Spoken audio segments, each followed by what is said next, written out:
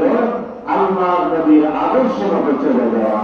চলতে পারবে জীবন দুনিয়াতে ধন্য, আখিরাতে ধন্য। এই জন্য ঈসা আলাইহিস সালাম যখন দুনিয়া থেকে আল্লাহ উঠাই দিলেন, ঈসা আলাইহিস সালাম তো চতুর্থ আকাশে আছেন। কথা ঠিক না ঠিক? ঈসা আলাইহিস সালাম কোন মর্যাদা চতুর্থ আকাশে আছেন। আখির জামানায় কিয়ামতের আগে আমাদের নবীর উম্মত হয়ে দুনিয়াতে আসবেন আর আমাদের নবীর দিন ধর্ম দুনিয়াতে প্রচার করবেন, বিয়ে করবেন, সন্তানাদি হবে, জীবনযাপন করবেন, স্বাভাবিক মৃত্যু হবে। এরপরে সামনে কিয়ামতের আগে না। কথা ঠিক না?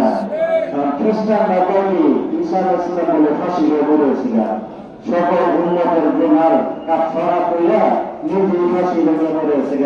এটা কি কথাটা ঠিক না? মিশা সারাই মিশা। আল্লাহ বলেন না না না,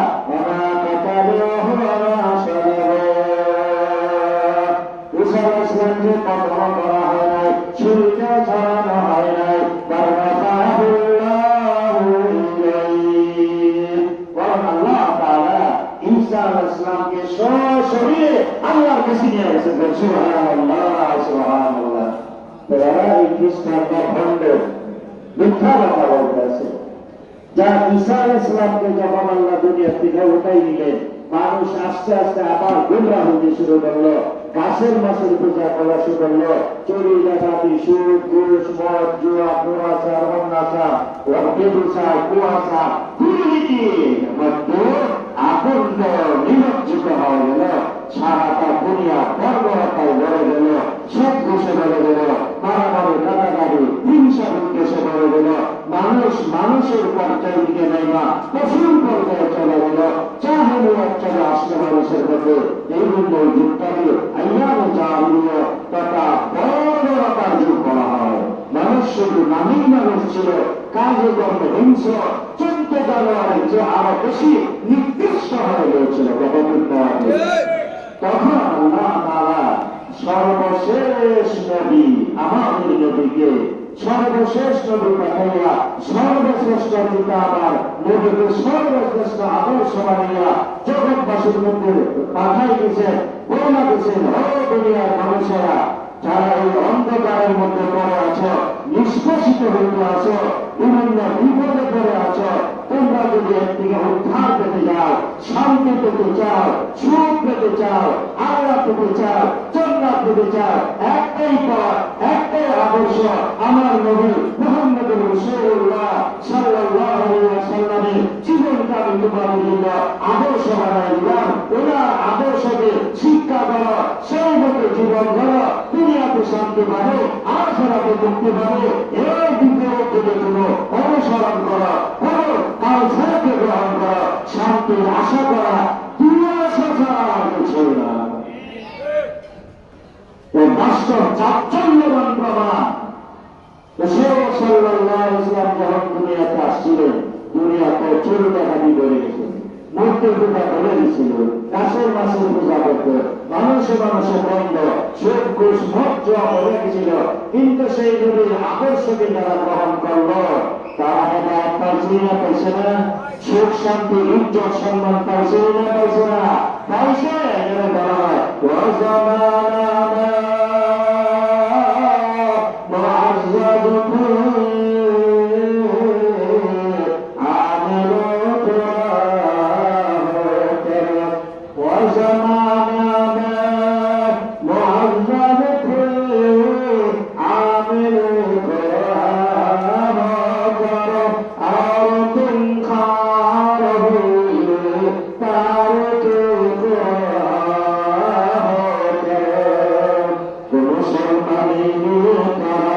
মুখ্য ছিল তারা তল, আর তুমেরা করম ছেড়ে চাচ্ছা রসাতল।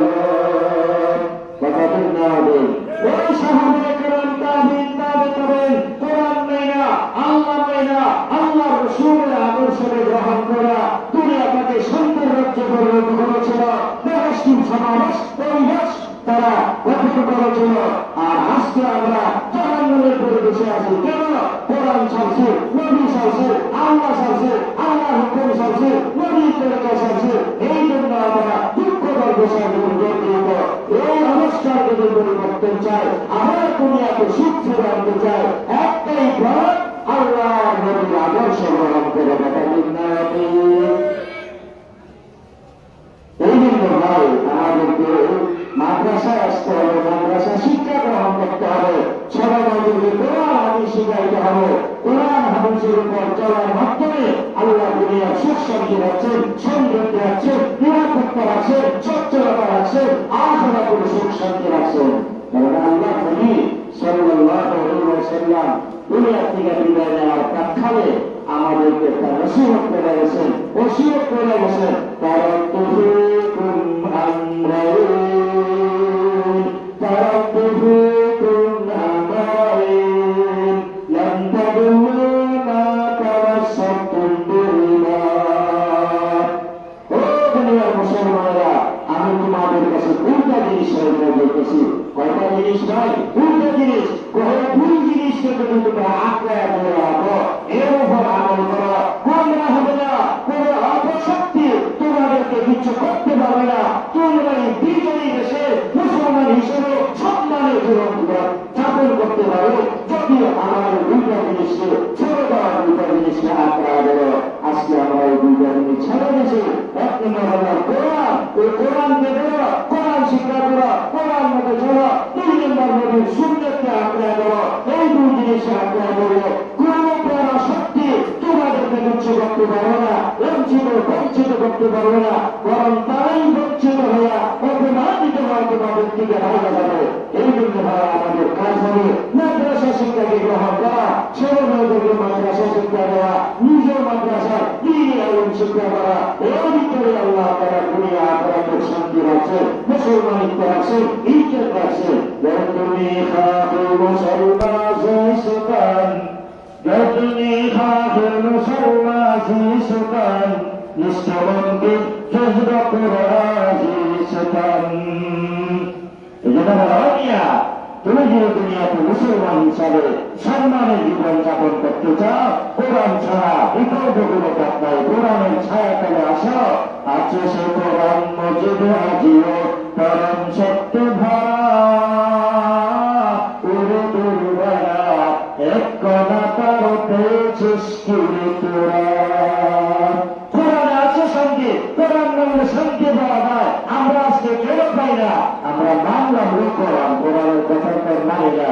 কোরআনের কথা মানা নেই, নবীর তরিকা মতো চলা, নবীর আদর্শকে গ্রহণ করা। আছে আজকে নবীর আদর্শ, নবীর আদর্শ মানলে শান্তি আসতে হয়তো। क्योंकि मोहम्मद शरफा तोड़े तो हम तेरा, ये जाहिर है किया लोह कलम तेरा है। नबीर कथा बन्न से खुदा के तखन पाबे, नबीर कथा बन्न से खुदा के तखन पाबे। जगत की चार लोह कलम सभी तखन तुझे হবে। मोहम्मद पर फना हो जाओ, ये मकबूल खुदा हो जाओ, इस दुनिया से जुदा हो जाओ, अरे नादा परदेसी। যদি শান্তি চাও তাহলে মুহাম্মদ সাল্লাল্লাহু আলাইহি ওয়াসাল্লামের সুন্নতের ছায়া তলে আসো, সুন্নতকে আঁকড়িয়ে ধরো, সুন্নতকে আঁকড়িয়ে ধরবে আল্লাহ দুনিয়াতে শান্তি দেবে। আল্লাহ এই হাবিব সাল্লাল্লাহু আলাইহি ওয়াসাল্লাম বলে গেছে, আমার সুন্নত পড়ো, আমার সাথে তোমরা জান্নাতে থাকলে দুনিয়াতে আল্লাহ তাআলা তোমাদেরকে নিরাপত্তা সুখ শান্তি দান করবে। বলেন মোহাম্মদ সাহাবা তুমি তো হাম তেরা, নবীর কথা মানলে সবে খোদাকে তখন ভাবে। জগৎ কি ছাড়ল কলম সবে তখন তুলে নবীর কথা মতো চলতে হবে, নবীর আদর্শ মতো চলতে হবে। আর আল্লাহ এটা বলেন লাকাদ কানা লাকুম ফি রাসূলিল্লাহি উসওয়াতুন হাসানাহ, ইন্নাকা লাআলা খুলুকিন আযীম।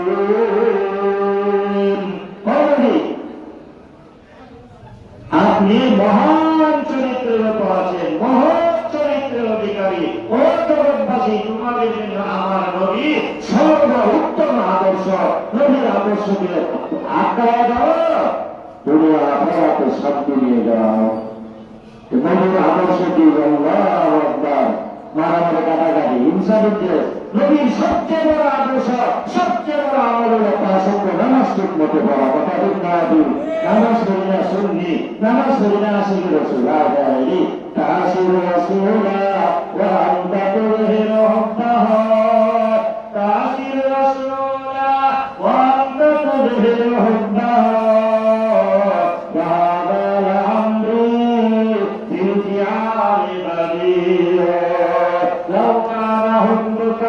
صادقا لا تعته إن المحب لمن يحب مطيع।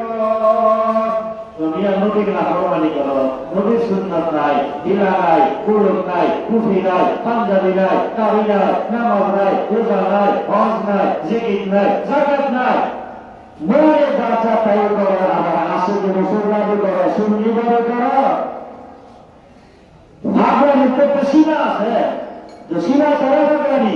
দুনিয়ার যে যাকে মহব্বত করে, কার আনুগত্য করে, কার কথা মানে শুনে, তুমি যদি নবীর মহব্বতের দাবি করে কহো, নবীর সুন্নাত কেন মানো না, নামাজ কেন পড়ো না, রোজা কেন রাখো না, সুদ কেন খাও, ঘুষ কেন খাও, চুরি কেন করো, ডাকাতি কেন করো, জুলুম কেন করো, অন্যায় কেন করো, বিমর্ষতা কেন করো, মানবতা বিরোধী কাজ কেন করো। আল্লাহর নবী তো মানবতা মুক্ত প্রতীক ছিলেন, মানবের ঘরে সদাভাব ছিল রাসূল সাল্লাল্লাহু আলাইহি ওয়াসাল্লাম। কথা ঠিক না? আমাদের জীবনে যত মিথ্যা কথা বলছে, তুমি জানলে বলবো 100 বছর কথা বলবেন, 80 না বছর মিথ্যা কথা। আল্লাহর নবী কিভাবে মিথ্যা কথা বলেন? কাফের মুসলমান পর্যন্ত বলতে পারত, আল্লাহ ইন্না মুহাম্মাদান লাসাদিক, আল্লাহ ইন্না মুহাম্মাদান লাসাদিক ওয়া মা কাযাবা মুহাম্মাদ। খোদার কসম, মুহাম্মদ একজন সত্যবাদী লোক, আমানতার লোক, বিশ্বাসের লোক, জীবনে কোনোদিন মিথ্যা কথা বলেন না। আমি না সেই নবীর উপর আমি কোনো মিথ্যা কথা বলি? রাসূল সাল্লাল্লাহু আলাইহি ওয়াসাল্লাম মারামারি করছে, কোনদিন কারোর সাথে ঝগড়াঝাটি করছে, আত্মীয়তার সম্পর্ক নষ্ট করছে, না আত্মীয়দের সাথে একটা সুন্দর আচরণ করছে? আল্লাহু আকবার। এই জন্য শেখ সাদিক রহমাতুল্লাহ আলাইহি বলেন, শহীদন কে মর্দা মেরা है सदा, शहीदन के मर्दा मेरा है सदा, दिले दुश्मना हम न कर दंदतन, तोरा कई मुयस्सर शवाबी मकाम के बाबू शानात खला बस्तगम। একবার শেখ সাদিক রহমাতুল্লাহ বলেন, একবারে আল্লাহওয়ালা ঘরে সুদ ঢুকছে, আল্লাহওয়ালা দেখা গরিব মানুষ, ঘরে বাতি জ্বালাইবার মতো কুফির মধ্যে তেলও নাই, এত গরিব। রাত্রিবেলা উনি একটা কম্বল মাত্র একটা নিচে বিছাইতেন আর একটা উপরে দিতেন। উনার বাড়ি চোর ঢুকছে, চোর তারাস করে অন্ধকারে কিচ্ছু পারে না, বুঝে বুঝে যে বাড়ি চোর ঢুকছে, এত কিছু পাইতো না, থাকলে পাইতো একটা কম্বল আছে। এই বুজুর্গের সম্বল একমাত্র একটা কম্বল, অর্ধেকটা বিছায় আর অর্ধেকটা গায়ে দেয়। তো বুঝলো এই বেচারা কিছুই পায় না, আপনার মনে কষ্ট নিয়ে বাইরে যে গোলা আরে এমন অসুবিধা কইরা জোর একটা আইছিল, যা প্রভাবের কারণে আইছিল, একবারে মন ব্যথা করে যাইব, যা ওই উনি কম্বলটা দরজাটা ইটা বাইরে পাঠাইছে। এই বছর যখন থাকা হয় উস্কা খাইছে, আর এই দেখি তারিখে কম্বল, বেটা কম্বল বেচা যা খাইতে গেলে মনটা কষ্ট হইতে গেলে কিছু একটা লয়ে যা। এই ঘটনা লিখা এইবার সেকশনে দেখো, আল্লাহওয়ালা যারা হয়, সত্যিকার হক্কানি আলেম ওলামা যারা হয়, পীর মুদের যারা হয়, তারা আপন জন্য তো দূরের কথা, আর শত্রুও পর্যন্ত মনে কষ্ট যারা শত্রুর সাথে সুন্দর ব্যবহার করে, সহযোগিতা করে, তুমি কোন সমস্যার মানুষটা হবে, তুমি তো তোমার আপন জন আত্মীয় স্বজনের সাথে তোমার দুর্ব্যবহার অন্যায় আচরণ করো, মিলামেশায় চক্রাবাসাদ করো, তুমি কোনটাতের আল্লাহওয়ালা হলে, তুমি কোনটাতের নবীর আদর্শের মানুষ হলে, তোরা কাই মুয়াসসার শাদি মাকাম, তোরা কাই মুয়াসসার শাদি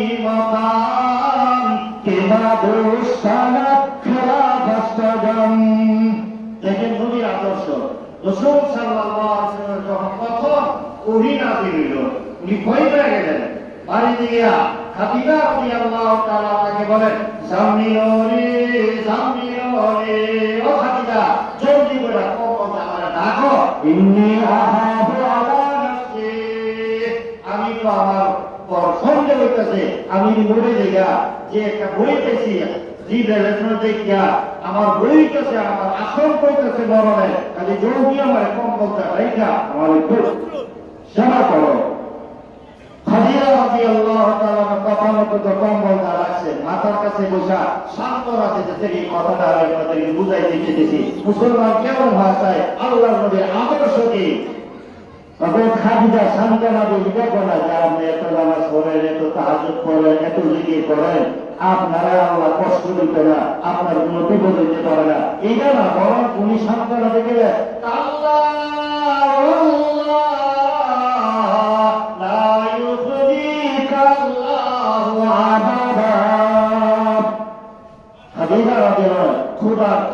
খুদার কসম আমি বলি, আপনার মতো যে গুণের মানুষ, যে ব্যবহারের মানুষ, এমন সুন্দর ব্যবহার আচরণের মানুষকে আল্লাহ কোনদিন বিপদে ফেলাবে না, অপমানিত করবেন না। আল্লাহর কসম আমি বলতেছি, আপনার কোনো ক্ষতি কেউ করবে না। কেন কেন আপনার কি গুণ? এক নম্বর, ইন্নাকা লাতাসিলুর রাহমা, আপনি আত্মীয় স্বজনের সাথে সৎ আচরণ করেন, সুন্দর ব্যবহার করেন। আপনি আপনার দিলা নবী প্রথম গুণের কথা বলছেন, আপনি নিজের আপনজন, পাড়া প্রতিবেশী যারা আছে, বাপ ভাই মামা চাচা সকলের সাথে সুন্দর হৃদ্যতা সহানুভূতি বড় সুন্দর আচরণ করেন, ভালো ব্যবহার করেন, সুন্দর ভাবে চরিত্র নিয়ে চলেন। এই স্বভাব তাদের হয়, তাদের কেউ ক্ষতি করে না। কথা ঠিক না হবে? নবীর আদর্শ আছে আমার মধ্যে, ইন্নাকা লাতাসিলুর রাহমা ওয়া তাহমিলুল কাল্লা, যারা অসহায়, যারা দুর্বল, যারা অভাবী, তাদের বোঝা গ্রহণ করেন তথা তাদের সহযোগিতা করেন। তাকসিরুল মা'রুফ, যারা নিঃস্ব তাদের জন্য কামাই করে খাওয়া পড়ার ব্যবস্থা করেন। তাকরিরুল যায়ফ, মেহমানদের মেহমানদারি করেন। ওয়া তুঈনু আলা নাওয়াইবিল হক, সত্যিকারের যারা বিপদগ্রস্ত তাদেরকে সার্বিকভাবে টাকা পয়সা খোঁজ দেয়া, সর্বপরামর্শ দিয়ে আপনি সহযোগিতা করেন।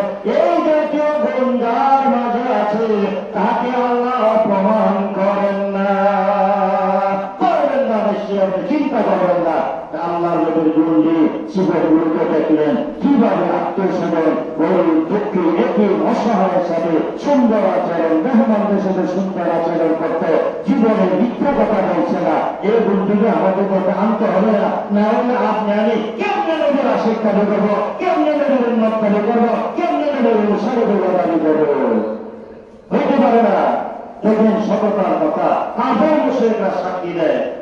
রাসূল সাল্লাল্লাহু আলাইহি ওয়াসাল্লামের উপর যখন দ্বীনের দাওয়াত দিতে লাগলেন হুজুর সাল্লাল্লাহু আলাইহি ওয়াসাল্লাম, আবু সুফিয়ান তখন মুসলমান হইছে না, আরবের পুরা ব্যবসায়ী কাফেলা লইয়া রুম গেছে। রুম হিরাক্লিয়াস বাদশার দরবার পর্যন্ত খবর হইছে আরব দেশে একজন নবী দাবি করছে। উনি বলে আছে যাচাই করা দরকার, দেখো আমার দেশে আরবের কোন লোক আসেনি। তালাশ করে পাইল এই ব্যবসায়ী কাফেলার নেতৃত্ব দানকারী আবু সুফিয়ান সহ পুরা এক জমাত তখন এই রুম দেশে ব্যবসা করতে গেছে। তারা টাকাই নিল, বললো তোমাদের নেতাকে, তাকে বলো আমার কাছে আসতে, তার সাথে কিছু কথা আছে। নেতা হিসাবে আবু সুফিয়ানকে নির্বাচিত করে দিল। আবু সুফিয়ান রাদিয়াল্লাহু পরে তো মুসলমান হয়েছে, তখন মুসলমান হয়েছে না, ইসলামের দুশমন, নবীর দুশমন ছিল।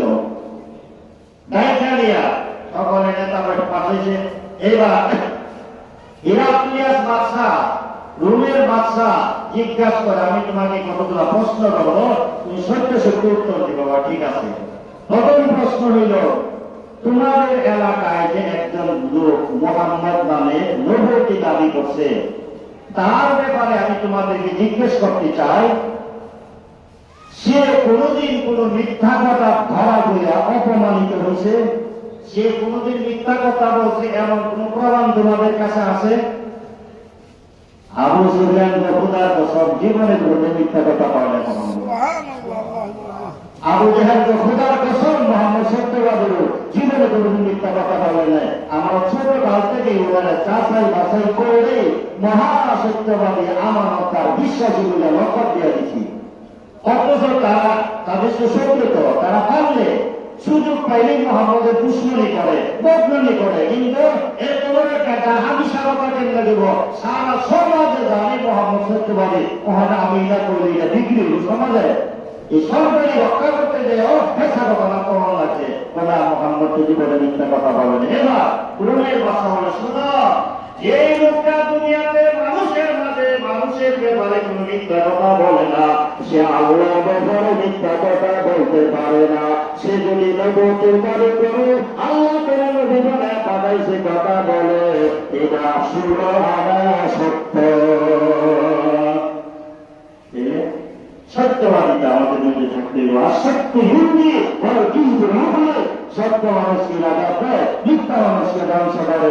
আল্লাহ কবি প্রথম দিন হল 5 ওয়াক্ত নামাজ ঠিক মতো পড়া। এই আমলটা আছে আমরা, এটা তো নবীর বড় আদর্শ। 2 নম্বর, নবী জীবনে কোনোদিন গুণা করেন নাই, গুণা ছেড়া চলছে। সুদ ঘুষ মদ আসলে নবীর মতে, মিথ্যা কথা আসলে আসিল। আজকে আমরা হের বদনামি, হিংসা, বিদ্বেষ, টাকাপুরি, অহংকারী, এগুলা ভর্তি। এই টাকাপুরি অহংকারিতার মধ্যে থাকবে, সে কোনোদিন আল্লাহ হইতে পারে না, সেই লোকের পরে আশা হইতে পারে না, সে সত্যিকারে মুসলমানিত হতে পারে না। কথা ঠিক না হবে। আল্লাহ হওয়ার জন্য এহসানের কথা বলা হয়েছে, বুজুর্গের কথা বলা হয়েছে। যে লোকটার মধ্যে টাকাপুরি থাকবে, অহংকারী থাকবে, হিংসা থাকবে, বিদ্বেষ থাকবে, রসনীতি থাকবে, ঘোরাঘুরি থাকবে, দুর্নীতি থাকবে, দুর্ব্যবহার থাকবে, সে কোনদিন আল্লাহ ওলি হতে পারে না। ওইগুলো আল্লাহ ওলি হওয়ার পথে বাধা 1 নম্বরের ব্যাপার। এই জন্য ভালো আমরা দিনের পথে আসতে হবে, আল্লাহ আমাদের সব পথে আসতে হবে, দিন শিখতে হবে, কোরআন মতো নতুন পরিবর্তন চলতে হবে। এছাড়া শান্তির বিকল্প কোনো রাস্তা নেই।